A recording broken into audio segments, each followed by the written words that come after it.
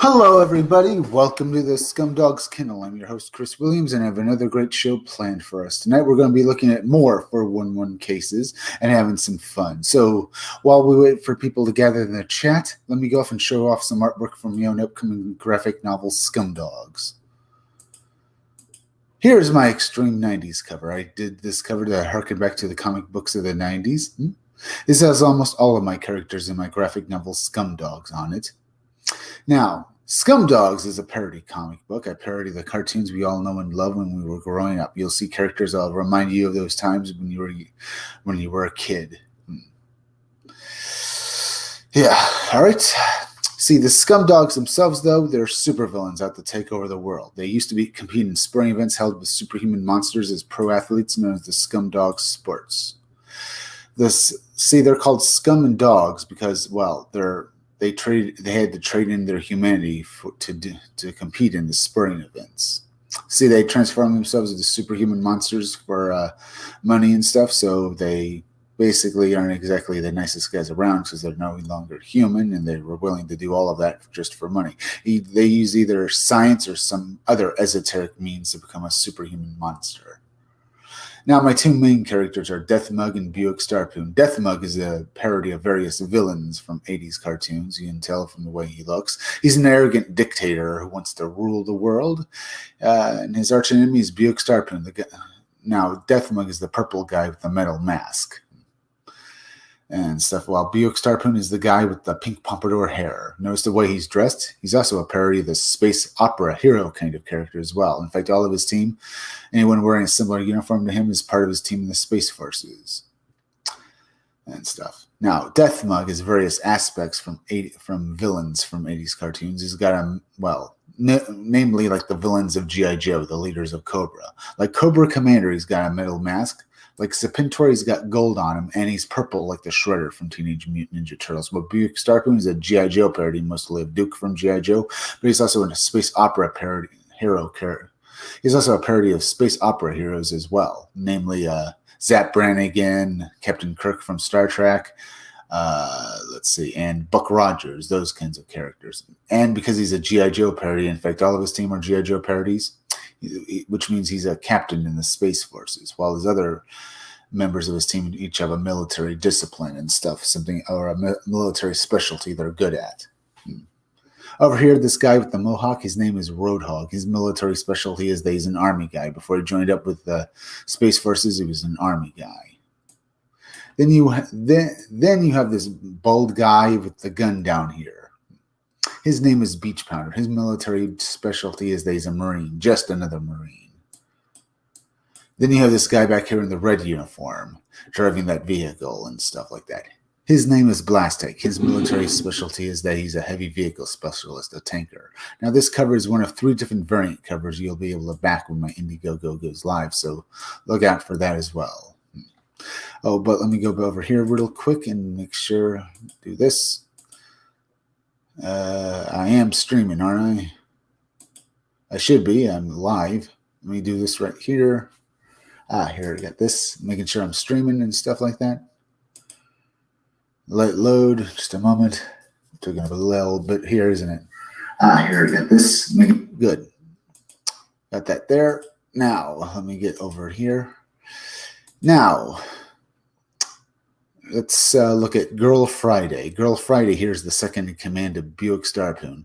She's another member of the Wild Rangers. That's the name of Buick Starpoon's team in the Space Forces. She was assigned as the second in command of Buick Starpoon because while the Wild Rangers fight the Scumdogs and save the universe, they're also highly destructive morons who destroy everything in sight. So, to head off criticism, her superiors assigned Girl Friday as the second in command to basically babysit him.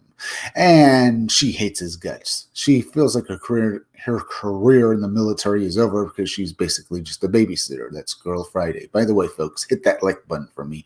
It helps me fight the algorithm, and the more people that see my content, the quicker my graphic novel Scumdogs comes out to you.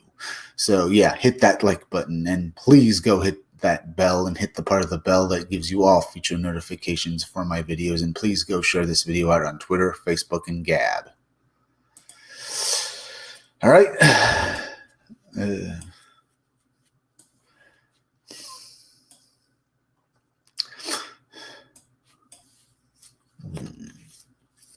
All right, here we have Death Mug's henchmen, because in all 80s cartoons, the main villain of the cartoon would have henchmen, and they'd be total idiots. These are Death Mugs, or, well, my idiots. The pink guy down here is Sloppy, and the blue guy with the top hat is Murder Mouth. There are a couple of idiots that can't do anything right, and they do whatever Death Mug tells them to, even though, they try to do, or, well, they do it, but they can't do anything. They're a parody of every villain's henchman from an 80s cartoon. They're total morons who destroy everything they touch. And here we have Hair Metal Doctor. Hair Metal Doctor is a parody of Dr. Mindbender from G.I. Joe, a mad scientist. But my mad scientist has been crossed over with a hair metal musician because I think, well, awesome. He thinks of all the machines the scumdogs use to try and take over the universe, but he does it while rocking. He's Hair Metal Doctor. Now we look at Miss Breasty Melons, who's basically a parody of the Baroness from G.I. Joe. But unlike the Baroness, she's a party girl who only wants to have fun. She only became a villain to have fun. Yeah, that looks good, huh? Now, the Hair Metal Doctor pinup and the Miss Breasty Melons pinup will be included with other pinups in my graphic novel when you back it on Indiegogo. I work on my book every day, folks, and it's going to be up on Indiegogo, so when it is, go back it. And, yeah, that's pretty good. We looked at my art and stuff like here. Let's go off and do something. Let's look at some Indiegogos real quick before we do anything else. All right. All right. She-Hokio is apparently ending its campaign tonight, so if you want it, go back it. It's made well over $100,000. Octopus Cowboys made $5,711. Over $5,000. Got 5 days left. Andy Smith's First Man Learning Curve has made 11,457, so that's good. Go back. This is a good book. This looks like a good book. First Man looks like a classic comic book, so go get it. Knife Hand graphic novel. A new Jawbreakers book has made 45,775. It's got 2 days left, so go back that as well. If you love Jawbreakers, go back this book. Let's see, what else does this say? Yeah. You can back it for $25, and that's pretty good. All right. Let's see. Maybe I'll look at First Man right here real quick. Let's see. You can back this book, First Man Volume 2, for $25. You have a choice of several different covers. You can also get First Man Volume 1.2 and Volume 2 together for $50. First Man, the Fourth World Foundation creates a being of enormous power. They need First Man to help to rein in and contain the being known as Adonis. But things might not be as simple as First Man has to, well, thinks and stuff like that. Let's see. First Man is basically, is Luke Henry, who inherited the power of Apollo from an alien being to keep the power from basically being absorbed by Monarch. This all happened in the first book and stuff like that. So if you want to go, you can also get that book in this campaign. But Luke Henry is now First Man, a powerful superhero who combats evil. Here he goes up against a new villain. Will he be able to do it? Who knows? But this looks great. Let's see. Story. Luke Henry, going for the galactic champion Apollo and imbued with the 10 essences, Luke was granted the power to help defeat the Dark One Monarch and prevent the universe from falling under his evil dominion. Now Luke has decided to use his powers for the good of the Earth, becoming the champion, the protector of the First Man. But his efforts have drawn the attention of the Fourth World Foundation, a team of scientists who are eager to understand Luke's newfound powers and see if they can be applied to some of their own interests. But are they friend or foe? And who's this mysterious being Adonis, who seems to understand Luke's power better than Luke does himself? Despite his great powers, Luke is still young and inexperienced. Let's hope he keeps his guard up. At the end of First Man Volume 1 was revealed that Apollo survived the battle against the evil monarch by merging his soul with the Dark One, and he and his love Penelope returned to the home in the High Essence City. Of Kaitom's second moon, Delphus, to resume their lives as Kaitom's top scientists and heroes. But it's beginning to appear that Panimia hasn't fully resigned herself to her husband's new appearance, wearing shotgun and Monarch's physical aspect. And what are these strange sensations stirring within Apollo? Could it be that the Dark One Monarch was not completely destroyed after all? Does Apollo just harbor vestiges of the evil being within him? Second thought, oh, okay. Well, interesting. There, and this book looks good.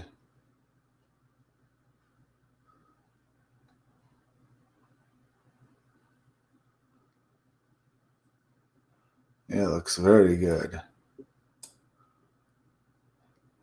Oh, Apollo, huh?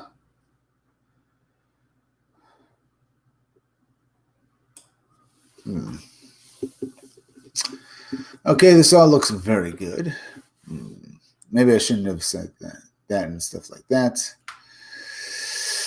All right, First Man looks like a good-looking book. Should I look at the trailer? Maybe.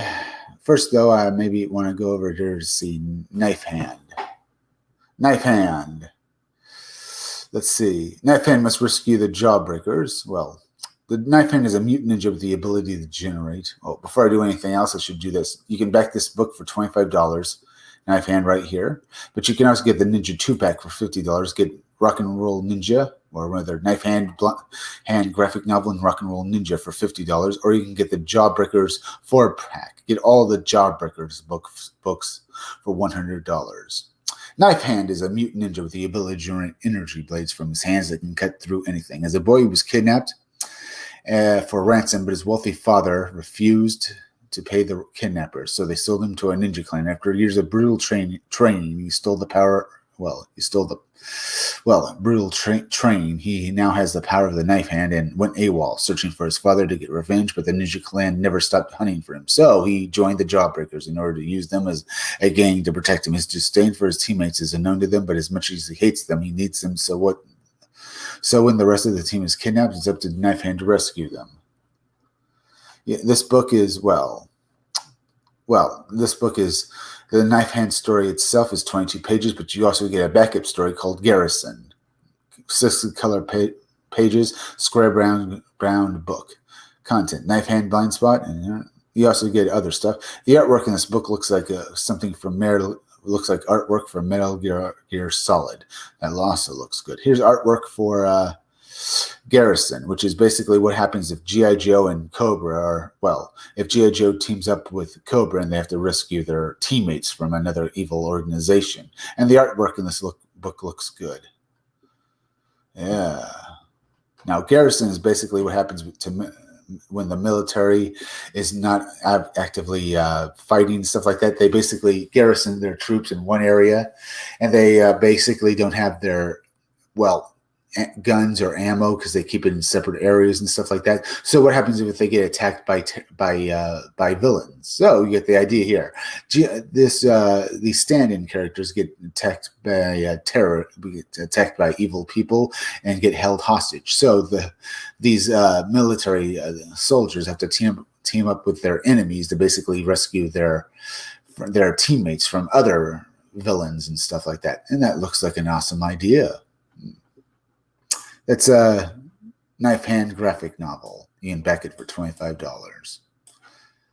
It's up on Indiegogo. Okay, we looked at this for a while. Let's see. Let's look at some 411 conspiracies. But there are a few articles here.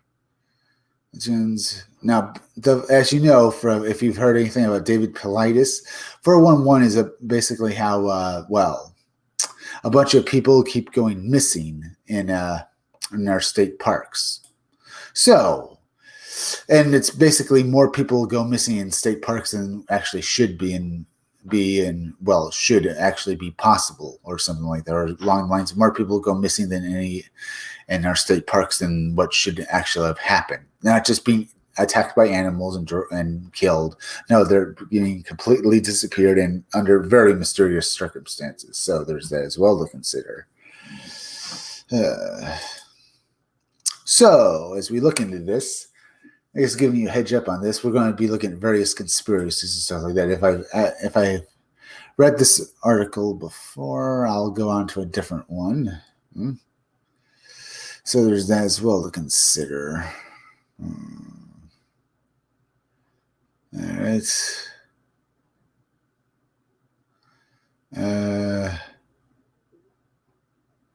Let's see.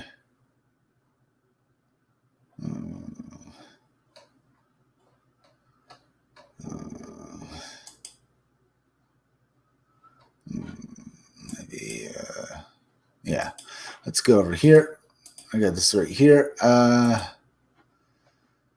So 411. Let's get that in there and look at some more 411 cases. The missing 411, some strange cases of people spontaneously vanishing in the woods. If it's stuff I've covered before, I'll just move on to a different article, folks. Where there's a lot of to go over. We'll even look at David Paulides again, at least some of it. In the world of mysterious vanishings of people who have disappeared without a trace, there is perhaps no more widely known set of tomes than the Missing 411 series of books by retired law enforcement officer and dogged researcher of missing persons, David Paulides. I have extensively covered such cases on many occasions here before, but there are so many it sometimes seems never-ending. Many of these odd vanishings happen in wilderness areas of national parks, and a common theme amongst them is that the fact that many of these victims go missing within minutes, after often right under the noses of those they are with, as if they have just been erased from existence. Here we will look at such cases of people who were simply there one minute and gone the next, going off into who knows where and into the realm of a truly great mysteries. Clearing my throat. Our first curious case is the rather strange vanishing of an 84-year-old theology professor, Dr. Morris Demetz. Dr. Morris, huh? In 1981, he was mostly known for his fire and brimstone religious rhetoric and his many writings of how he believed the literal Antichrist was going to appear in our lifetime. But he was soon to become even more well known for his odd disappearance when he wasn't When he was expounding upon how the devil was coming, Dr. Demetz liked to engage in his pastime of collecting rocks. I've covered this story before, but we'll go over this one real quick and stuff like that because it's interesting. And on this day, he was out in the Park National Forest in Douglas County, Colorado, along with his friend David McSherry to go hunting for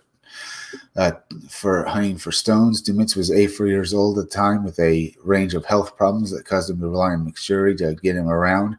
His bad knees make him unable to get very far on his own. In other words, he wasn't some spry young devil who could just run off at the moment's notice.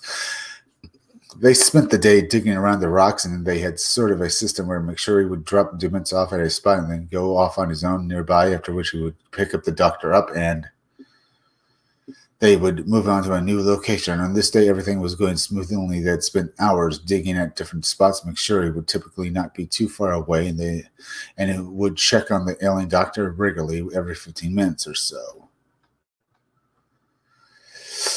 At one point, he was only about 100 yards away from Demetz and went to check on him just 10 minutes after he saw that doctor. But this time, the man was nowhere at all to be seen. McSherry called out to Demetz and received no reply, and it was all very odd. On his knees were so bad it would have been impossible for him to go very far so fast on his own. A sweep of the surroundings turned up nothing, and not only was Demetz gone, but all of his tools were as well. And McSherry thought he had maybe tried to hobble back to their car, but the doctor wasn't there either. Indeed, a complete search for the area, turning up no trace of him, and not long after, the authorities were notified, who, after 5-day intensive care, could find not a trace of Demetz or his missing tools, and no blood or sign that he had been attacked by an animal or a victim of foul play. Demetz was just there one minute, gone the next. No one has seen him or any remains of him since.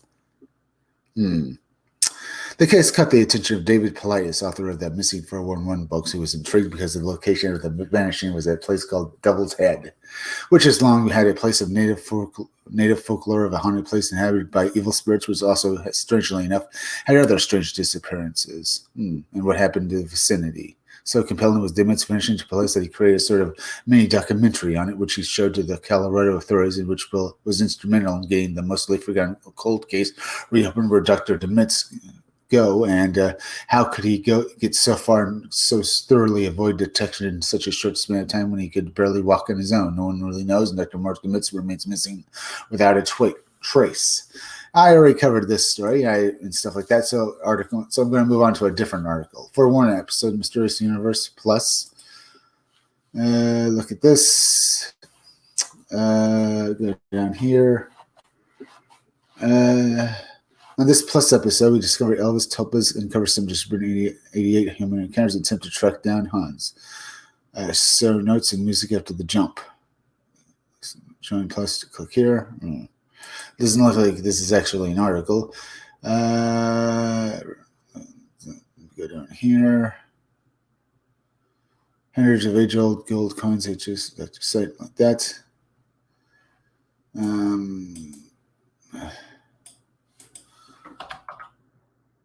David.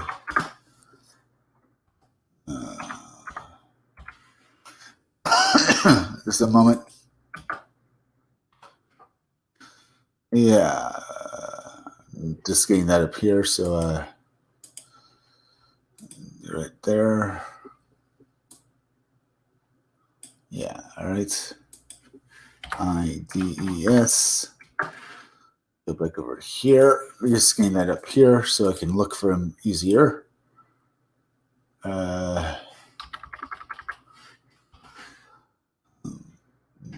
IDES.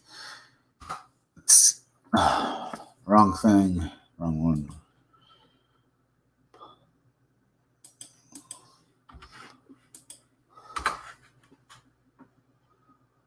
Let's see. The invention of Earth, the bizarre invention of strange area, strange force carried by an alleged search and rescue worker. I was looking for stuff on, yeah. The early vanishing and reappearance of Catherine Van Artist. Yeah, I guess this is a 411 case as well. Because it's a mysterious vanishing. If it is, then I'll just move on to a different article and stuff like that. Among the many cases of vanishing people on record, some of them seem to stand out as particularly odd. Some of these cases attract about numerous weird clues, and there are even some occasions in which the missing suddenly come back. This does not always solve the mystery. On occasion, these reappearing people bring with them a whole myriad of new enigmas, the victim missing time and unable to express where they have been, or appearing far from where they started, with the little explanation as how they got there. One such case is that of a little girl who vanished off the face of the earth only to reappear and make her disappearance even stranger than it already was. Well, okay. Located in Washington Country, it was close to West Fork. Well, West Fork, or it was at, or near, what's right here? Should I look at this? No. How should I say this? It was at West Fork, Arkansas, or rather, close by West Fork, Arkansas, in the United States, in Devil's Den State Park. A 2,500-acre wilderness area that is a magnet for tourists in the region. Here, people come to engage in all manner of outdoor activity, including picnicking, camping, hiking, mountain biking, horseback riding, and seeing the numerous sandstone caves, bluffs, ravines, rock shelters, and crevices that dot the area, as well as hunt for fossils, of which the area has many. This area is a popular destination for families looking to enjoy the great outdoors, and in 1946, the Van Arst family made their way here on a fun family trip to do just that, but it was soon to prove to be anything but fun. One day, the family near their campsite, the family's daughter, 8-year-old Catherine, was playing in the creek in her bathing suit as her brothers fished, when at some point she wandered off and simply just vanished. Her brothers had apparently been right near her and basically they were looking the other way for a moment to look back and find her gone. It was just that she had gone off a bit, or that she had gone back to the campsite just a stone's throw away, and there was no alarm at this point, but little Catherine was nowhere to be seen and would not answer calls to her. As they continued searching the woods and campsite with no sign of her, the panicked family then notified park officials, and a large-scale search began. Searchers launched a methodical search of the entire area for several square miles, with every moment that went by seen as critical. Since the girl was barefoot and dressed in nothing but a bathing suit, hardly the sort of attire appropriate for being out in the woods, the search went on for 6 days with no sign of the missing girl, and the hope was waning until at one point a team of volunteers were in the forest and passed by a cave from which a little Catherine Arst suddenly appeared and casually waved at them. According to those who were there, she was extremely spookily calm and almost in a daze when she simply uttered, "Here I am." What made this completely mind-boggling was that the spot where she was found was around 7 air miles away and 600 feet higher than the place where she had originally disappeared, which would be just the first of many odd details. The most glaring bizarre thing was that the 8-year-old girl had walked an estimated 30-mile zigzagging course to get to where she was found, all in harsh, steep, treacherous wilderness terrain, and with no shoes on. The area is riddled with rocky terrain, thick forest, and steep hills. So one of the perplexing things for authorities was how she could have managed to cover that distance in 6 days. Though this challenging landscape barefoot. Her feet were described as swollen, and she was also covered with insect bites and scratches from briars, so it was apparent she had gone some wandering, but she also didn't seem to be in nearly as poor a condition that she would have been suspected, and she had covered so much distance that even a properly equipped adult would have had a tough time matching it. She also seemed to have been in better shape than one would have expected from her ordeal. In the cave she was in just happened to have a fresh water spring, and despite various cuts and bruises, she was not much the worse for wear. All things considered, another oddity was that the place where she was found had already been thoroughly searched by aircraft and tracker dogs twice without having found any trace of the girl. So why had she just suddenly appeared there, and why had she been so remarkably calm after such a frightening experience? The strangeness would only continue from there. According to the missing person researcher David Price, author of Missing 411, Western United States, Canada, disappearances of North Americans that have never been solved. There were several oddities where police actually spoke to the girl, allegedly claimed she did not remember much about the 6 days she had been missing, merely saying that she had eaten berries to stay alive and found herself in that cave. Politis has mentioned that the area was overgrown with many types of poisonous berries, so that she chose the right ones to eat has been seen as curious, especially since she had no real outdoor experience. The girl also supposedly made some strange remarks. She explained that when she had gone missing, she had simply been unable to find her campsite or her father and brothers, despite being right near them. And she would also claim that on several occasions she had shouted out to people searching for her, but they had apparently not been able to hear her. She also says that she had been seeing the tracker dogs, but had been too afraid of them to approach. According to Politis, she also made the strange mention of how she had slept in warm grass on the first night she went missing, without elaboration on what this cryptic statement meant. All these weird clues have fared up like quite a lot of speculation. As to what happens to Catherine, much of it is quite sensational. Learning fully into the oddness one is what she was lured away from her family by strange unexplained forces and possibly encouraged to where she was found and taken care of by these entities. Everything from fairies to Bigfoot to UFOs have been suggested in paranormal forums. Much has been made of the fact that this area was once feared as a place of spirits by the local tribes, yet there has never been some criticism as to how the case has been presented, that the more outlandish elements have been emphasized to make it more mysterious than it really is. However, all of the seemingly strange clues and the fact that the little girl in the swimsuit was found alive after 6 days in the wilderness have managed to keep the case making rounds, generating plenty of debate. What happened to the girl? Is this all explainable, or is there something more to it? No one seems to really agree on what the right answer of that might be. It's not bad. Very interesting. By the way, folks, have you hit that like button for me? If you have not, please do so. It really helps me fight the algorithm. As well as please go and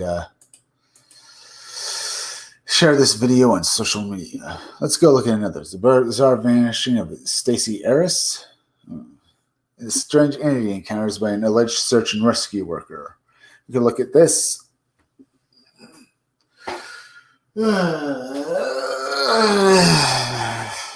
This sounds like it might have something to do with the 411 cases as well. But let's look at Stacey Harris here. Maybe I should look at the other one first. Let's go look at this. The woods are a weird place, and the internet can be even more weirder. There are countless forums of people have come across a variety of bizarreness and the wilderness, and many of these may certainly raise eyebrows, but still comparing nonetheless. If I've read this article, I'll just move on to a different one.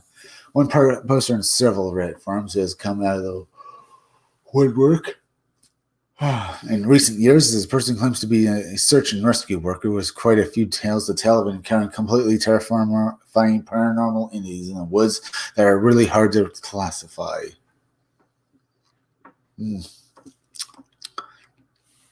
One case, the poster calls himself Search and Rescue Woods, being up involved some sort of hairy entity that seems to have abducted Cheryl only to vanish. He said this happened on a call search for a missing little girl and her brother who had gone out into the woods near their home to pick berries with their parents and simply vanished off the face of the earth. Yeah, I read this article before. I think I'll move on to a different one. Or it sounds too much similar to other article. Bizarre parents and the mysteriously disappeared. Okay, let's look at this.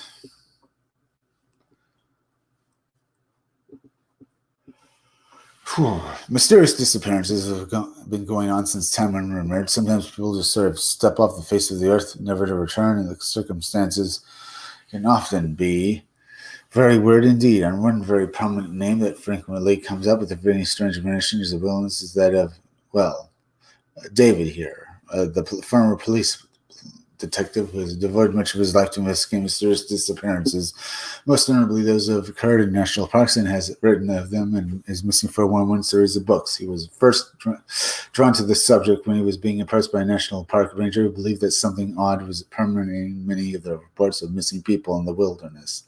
And when he looked into the matter further, dug deeper, police began to uncover details and statistics that he believes defy conventional rational explanation. Though his research, he has compiled a good amount of data on mysterious vanishings all around the world and has noticed very strange, unusual, and inexplicable common threads of correlations that seem to stretch out throughout a great deal of the cases. Many of the common themes claimed to have run throughout these vanishes are utterly bizarre and baffling, and here we will look at some of the worst of these.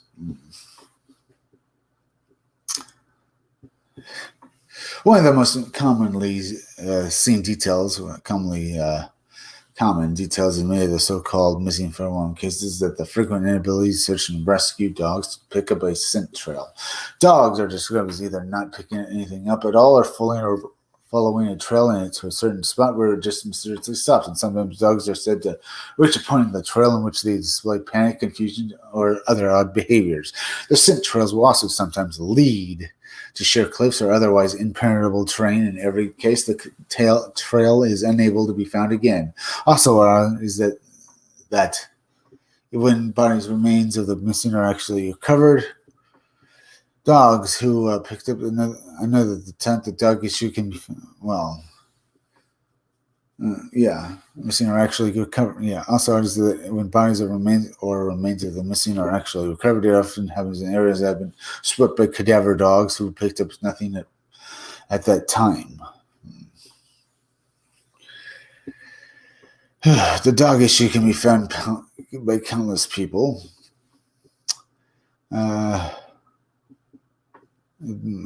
Countless cases of people. Countless cases of people gone missing in the wilderness, although it is true that there are perhaps rational explanations for this. The sheer frequency in which trained dogs fail to do what they are supposed to do in these cases is rather odd.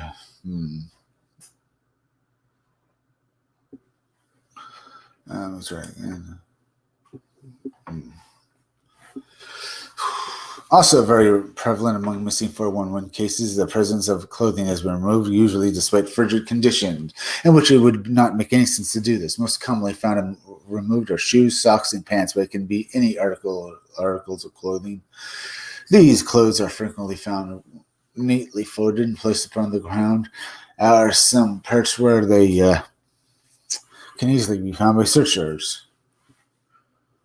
And the mystery here is why someone would stop to take these clothes off. In spite of often unfavorable intentions, actually. Actually, why would they take them off out in the woods? In any case, it is a weird detail that pops up in a surprising number of these disappearances and always tends to generate wonder and bafflement. It is possible that this may not be as mysterious as it first seems, as people have been known to paradoxically feel too hot and remove clothing when they're experiencing hypothermia. By the way, folks, looking at this article and stuff like that, sorry if I basically drowse off a bit or seem sleepy, a bit tired, but I'm going to continue onward. Let's get back to this article. Yet that the instance of these so are so common. These is the fact that these clothes are so often neatly folded. Yeah, yeah. Clothing when experiencing hypothermia. Yet the instances of this are so common in these cases. The fact that these clothes are so often neatly folded and carefully placed seems a bit strange. What is the meaning of these removed clothes? Who knows? Getting into stranger territory are common clues that seem to defy any real characterization. For instance, statistically, many of the missing 401 vanishings have been near berries. Victim was either while picking berries or ventured off into an area where there were berries, and it is something I have written about and linked here before. Of course, since this is a wilderness and there are indeed berries out there, it seems as if this might likely be merely coincidence. But Paulides thinks its prevalence is sober enough to cement itself as an important recurring theme. The same goes for water sources.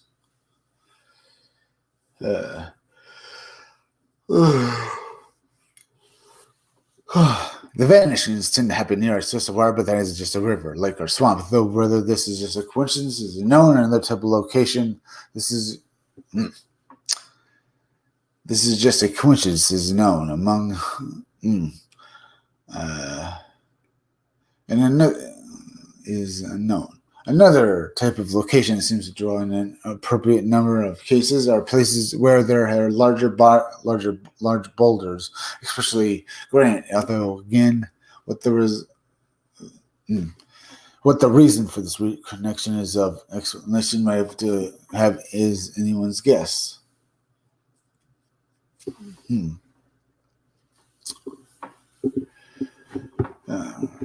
Even the clothing to a person wears in the comforts of the vanishing seemingly have a part to play, at least according to the police. A victim.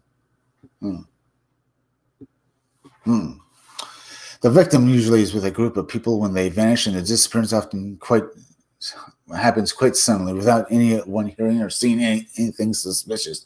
The victim is most often not wearing bright clothes, which is actually spookily prevalent throughout many strange vanishings, which I have also written on. Of course, in these wilderness, people are more inclined to wear bright clothing in order to stick out and not get lost. Think orange of hunting vest, but it's still eerie and nevertheless.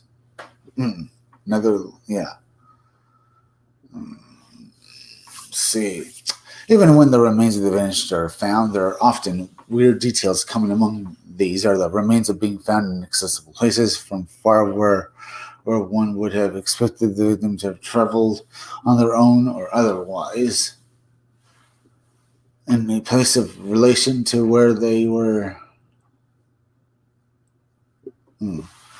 Yeah, right. Often because of death, scavenger. Lost my place. Far from where one would have expected the victim to have traveled on their own or otherwise in a place of relation to where they were at least last seen. The files common scent often no cause of death can be determined from the body of the remains. Right? And will often be less scavenger.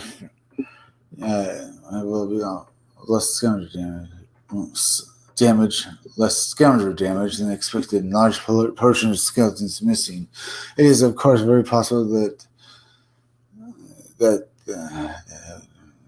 me get this right here. Often, no cousin. Let's see. I lost my place again. Remains being found next to far from where one would have expected them to have traveled on their own or otherwise in place of relation to where they were last seen. That defies from the body of common sense. Often no cause of death can be determined from the body and remains.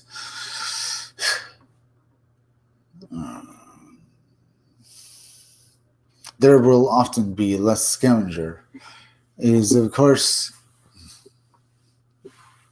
possible that the missing parts have been carried out by wild animals that have dragged away or even discarded them, those inaccessible boulders.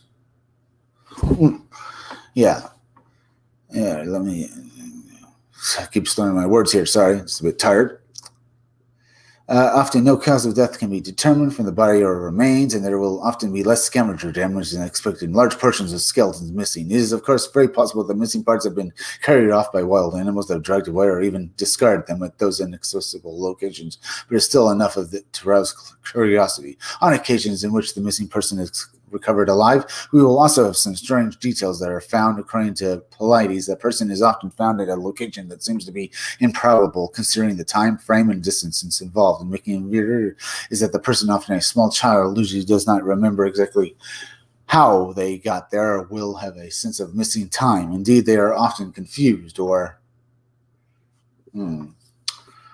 dazed, and the younger victims are often totally unable to articulate what has happened to them in any sense. In some cases in which the person has been gone for an extended amount of time, they are found looking well fed and in far better condition than when one would be expected. Considering their deal, and again, the victims themselves are unable or unwilling to basically explain.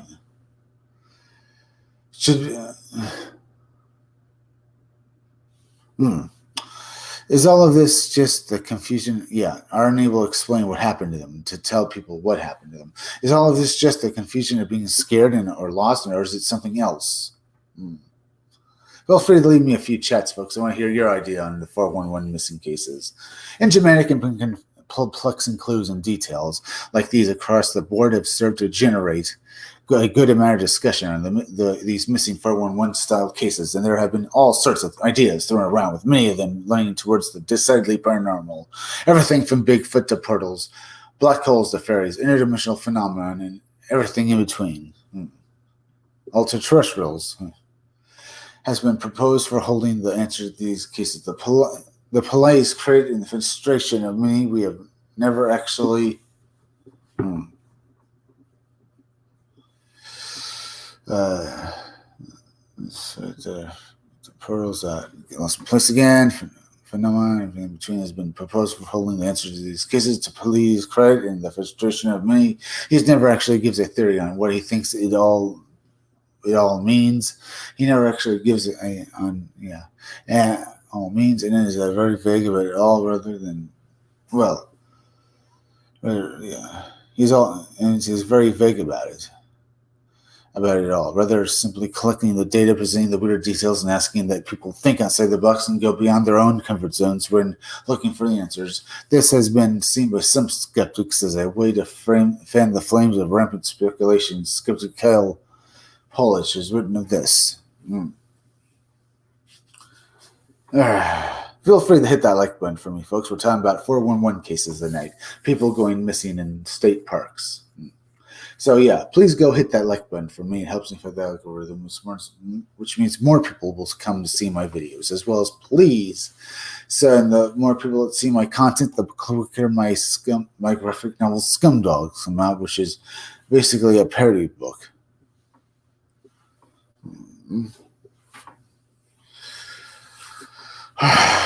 Let's see. This has been seen by some as a way to fan the flames of rampant speculation. As we get back to this article, and skeptic Kyle Polish is reading this. Interesting. Paulides is constantly providing any explanation for the cases of these supposedly mysterious disappearances. He's joined the ranks of those who are just asking questions. One might presume Paulides, founder of the North American Bigfoot Search and author of the book Tribal Bigfoot, would arrive at cryptozoological explanation. While this hasn't been happened yet, it may as missing 411 appears to be an evolving mythology. When pressed for a casual explanation, Paulides is remained evasive. He says his role as an investigator, pointing out to a problematic cause, alien abduction, ghost involvement, fairy kidnappings, and transdimensional chupacabra can be all swept. So transdimensional, they can all be or something like that. They have to be swept in, and can be swapped in and out as possible explanations for this apparent mystery. The topic seems to be considered with intentional ambiguity, promoting any non-scientific idea to fill in a possible explanation.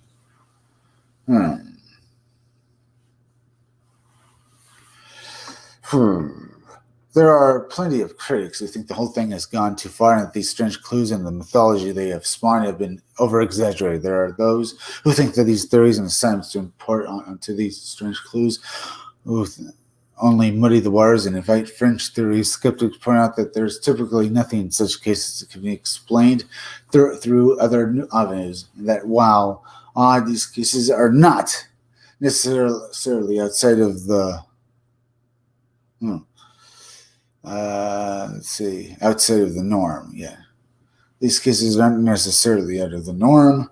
Pollock further criticizes this trend and the connection Pelagius makes by saying, with such imprecise criteria, it seems Pelagius considers himself the only person fully qualified to identify on a missing person's case as belonging to the missing 411 or not. On the whole, I find no standard cases in my research of missing 411. There's no surprise absence of anything spooky. No one was found a decades later without having aged. Without having aged a day. A missing 411 victim hasn't appeared dramatically on the.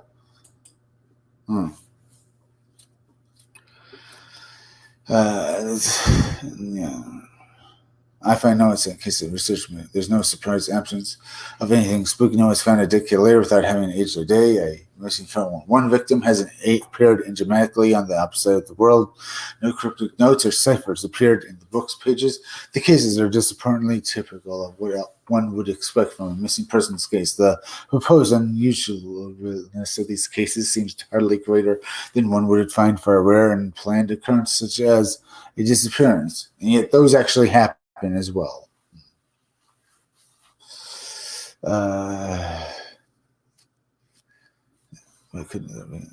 These cases, let's go back to this article. These cases seem hardly greater than one would find for a rare and planned occurrence, such as a disappearance, but there could be mystery in the aggressiveness of these. All right, that's interesting. What do you think of this, folks?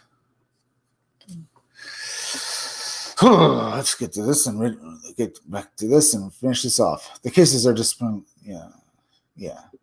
one has found a decade later without having aged a day. Missing 411 victim hasn't appeared dramatically on the upside of the world. No cryptic notes or ciphers appeared in the book's pages. These cases are just permanently typical of what one would expect from a missing person's case. The proposed unusualness of these cases seems hardly greater than one would find in a rare and planned occurrence such as a disappearance. But could there be a mystery in of these cases, in the very rocks of them or in the very depths of them? Perhaps in total they paint a grim picture. Unfortunately, Pelagius does not explore this idea. Argument just as it is seems to be more in the form of look at all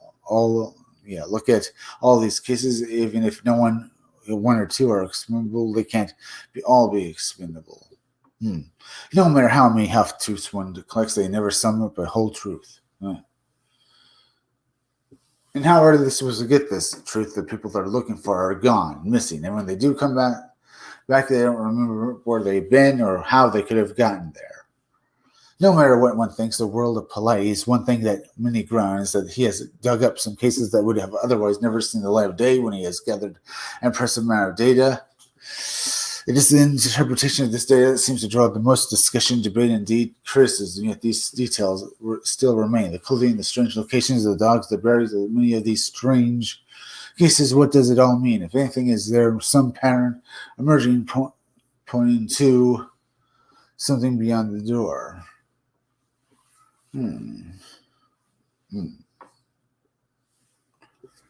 Yeah. What does it all mean? As I get back to this, if anything, is there some pattern emerging here pointing to something beyond the norm, or is this just coincidence and misrepresentation? Wherever one thinks these cases largely remain unsolved, and those potential clues still fit about inviting speculation, and those potential clues still flirt about inviting speculation on it. Okay. Okay, let's get back to over here. We got looked at that case, so let's look at the bizarre vanishing of Stacey Harris. Let me get it up here. Here we are. It started leisurely horseback riding trip on the St. Yosemite National Park, California, July 25th, 81. A 14-year-old Stacey Arias was out of an area in the park called Sunrise Meadows, along with her father, George, and a group of 6 others at an excursion to last several days. The group made their way to a cluster of cabins. The Sunrise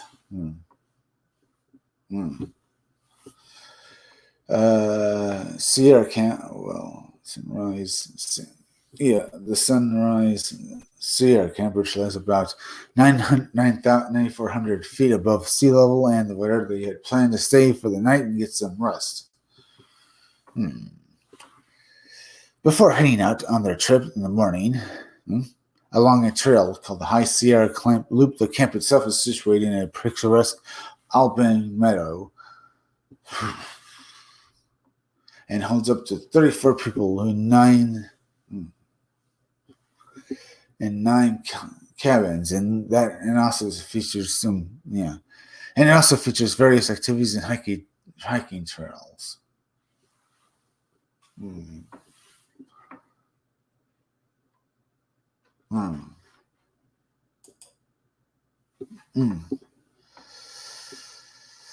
Let's get back to this article. The camp itself is situated in a picturesque alpine meadow. Trails plan to go take photographs of nearby lake. No one knows that she was about to go hiking. 94 feet above sea level, where they had planned to stay at the Lost My Place again. High Sierra Camp. The camp itself is situated in a picturesque alpine meadow. It holds up to 34 people, and 34 people in. Let's see. The meadow holds up to 34 people in 9 cabins. It also features various activities and hiking trails. As soon as they arrived, Stacey changed clothes and went out on a short hike along one of these trails, planned to take photographs of a nearby lake. No one knew that she was about to go hiking off the face of the earth, and that she was about to just simply blink out of this world, to basically disappear from it, or to basically simply go invisible. Before leaving, Stacey asked her father if he wanted to join her, but he declined, instead saying that he wanted to relax for a while. She headed off on her own, and considering this was peak season, there were many other people around here. One of these was a man in his 70s named Gerald Stewart.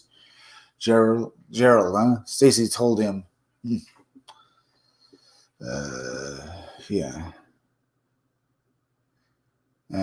see, for what was she for? Since it's a peak, there remains some around. Stacey told her father she was going to take a walk near where Gerald was sitting at the time, on a boulder just 100 feet away from the cabins. At the time, the weather was good, and the trail she intended to take was an easy, flat run that only stretched 1.5 to go. No indication of all there was anything to be concerned about. In fact, Stacey had Stacey had not even changed into hiking boots. Instead, heading out on her walk-in flip-flops, she walked over to Gerald and chatted with him a bit. As she took some pictures before telling the old man that she was going to head back to the water, Gerald offered to go along with her, and the two headed off. All right. At this point, they were still very close to camp, and many of the people staying there clearly saw Stacey and Gerald walking along the trail. At some point, Gerald would sit down to take a breather, with Stacey saying she was going to scout ahead and be right back. In a minute, Gerald and several others at the camp, including a camp tour guide, watched Stacey walk up behind some trees, and this would be the last time anyone saw her. When the girl did not come back, like she had said, others staying at the camp decided to go along the trail and see what she was doing. At this point, there still wasn't any panic, and only a short amount of time had passed, and it was just assumed she was just taking photos, but walking along all the way to the lake showed no signs of her. Several runs along the short length several several runs along the short length of the trails turned up nothing, and they even passed another group of hikers, but they had never seen Stacy. It was all as if she had evaporated in the thin air. At this point, there was more of a sense of urgency, with searchers calling out for Stacy and fending out into the woods. But the only thing that could be found was a lens cap for her camera. It was just there in the middle of a nearby meadow, right near where she had last seen. After about an hour of searching to no avail, authorities were called in and a massive search operation was launched, involving 150 people, including 67 mountain rescue association volunteers using tracker dogs and helicopters scouring the vicinity. They found nothing at all. There were no tracks, found nothing of the remains of her belongings, and the dogs could not pick up a scent. It was almost as if she had never been there at all. All right. How much more of this do I have left? Not that much more. I got to do this. And that is where the case still stands today, with theories flying about what might have happened to her. One is that it could have been an animal attack, but if this is the case there would be expected to be more of a commotion, signs of this occurring such as blood, torn clothing, and tracks, and one would also think that the girl would have shouted out. Another idea is that she got lost, but by all accounts is an easy short hike within sight of the camp. How would she go thoroughly get lost in such a short span of time, so close to the camp, on such an easy trail? Another idea is that she might have been abducted. But again, who would have been able to spirit her away to quietly, and decisively, and why?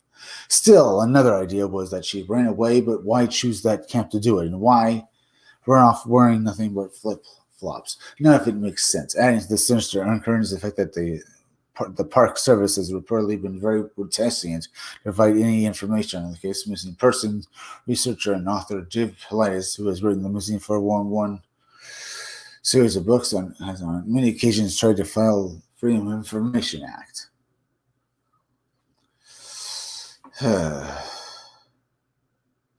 Requests on the Stacey Aries case, and this has been thoroughly resisted. He says of this, so there was essentially nothing about the case for 25, 30 years. I made a request on it, though. Yosemite for the Freedom of Information Act. They got a copy of the report. A special agent of the Park Service named Yu called me, asked me why I wanted this report, and explained that we were doing some research on search and rescue, and we were specifically looking at people who have disappeared at Yosemite, and we wanted to see what in the report that was there, and he said there was nothing there. And I said, well, are there any suspects? Is it a criminal case? I said, nope. He said, nope, it's missing.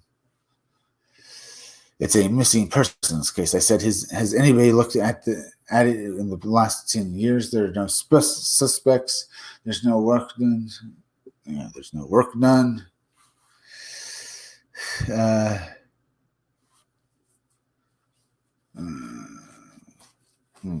Interesting. There's no work done on the case. She hasn't been found, correct? And I said, okay, well, could you send me a copy of the case? And he said, nope. I said, why not? He says, because it's an open case and you'll never see it. And I said, well, we've gotten dozens and dozens of missing person cases from the Park Service. Why not this case? He goes, you'll never see it. And I said, what do you mean I'm never going to get it? It's an open missing persons case. Any criminal elements? Nope. I said, are there any suspects? Nope. Well, why won't you ever give me an answer then? He says, damn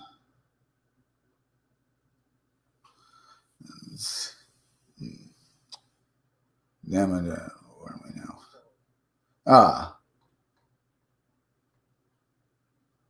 Here we are. This is, I'm doing. Here we are. Why not this case? He says, no, you'll never see it. I said, are there any suspects? No, well, I won't.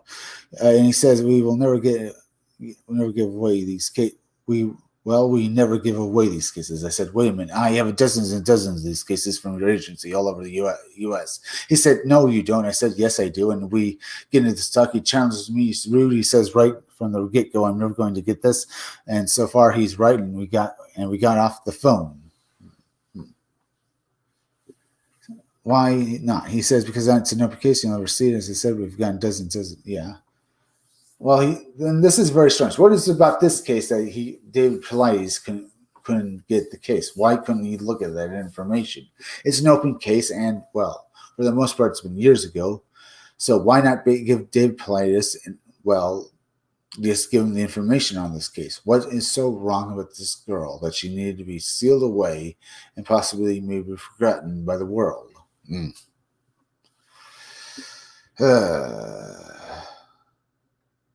I went to my local congressman, Ian Campbell. I appealed through him. His representative in Washington, D.C. went and met with the representative from the Department of the Interior, and I got an answer back saying they won't release the case. The family of Stacey's got a hold of me. They publicly asked for the case. It was denied. They made an appeal through the Park Service so the family could read the case, and this has dragged on, I think, for 2 or 3 years, and they still haven't seen the case. So what happened to Stacey? Don't really know. But according to the Freedom of Information Act, and what the law is intended to do and give us access to information that our government has. This is a criminal case. There are no suspects. There's no crime, and that is thought to have occurred. Nobody can explain to me.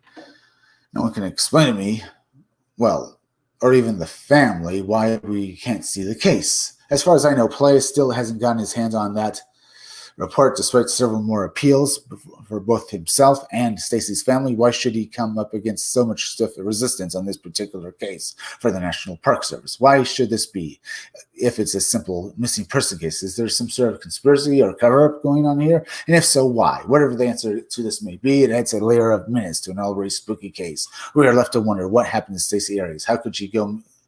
Where did she go? How could she just disappear? Where could she have gone? Where happened to Stacey Aries? Why did she just end up going?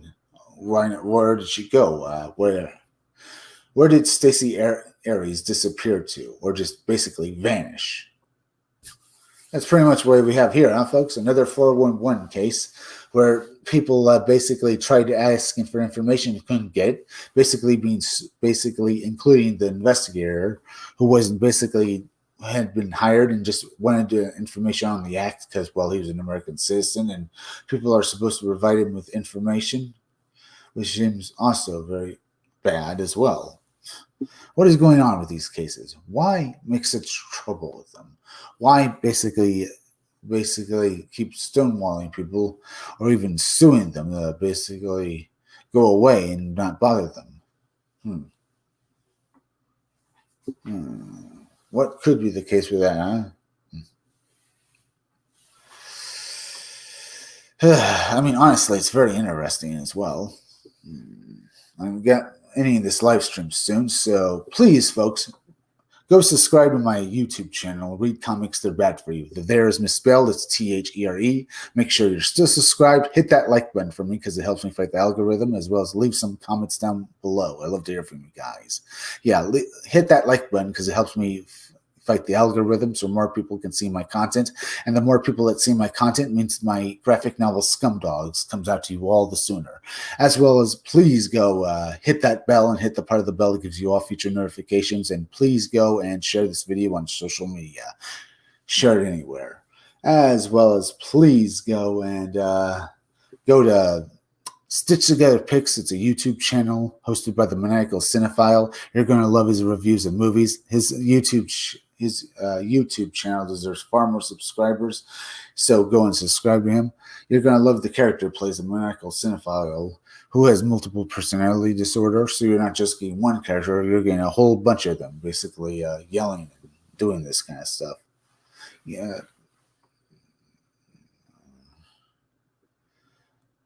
Yeah, go and subscribe to Stitch Together Picks and stuff like that. You're going to really like his reviews of movies. They are just great. As well as go over and subscribe to Creepy Little Book. Creepy Little Book is like the Art Bell radio show. Hey, folks, I didn't screw up what I said about subscribing to Stitch Together Picks. I kind of zoned out there for a moment for some reason. As well as please go and subscribe to Creepy Little Book. Creepy Little Book is like the Art Bell radio show. He does little videos talking about high strangeness, but he also does live streams. He live streams on weekdays at 12:30 a.m. and on weekends at 10 o'clock p.m. He talks about high strangeness, very weird and mysterious things. He learns so much from watching his videos, so go and subscribe to Creepy Little Book. Also, go over to rumble.com and subscribe to my Rumble channel. The name of my Rumble channel is Comic Freak. And also go over to BitChute.com and subscribe to my BitChute channel. The name of my BitChute channel is Comic Freak. Now, folks, I'll be back again tomorrow on 5 o'clock or 6 o'clock or 11 o'clock p.m. So be sure to come back again then. I'm Chris Williams from the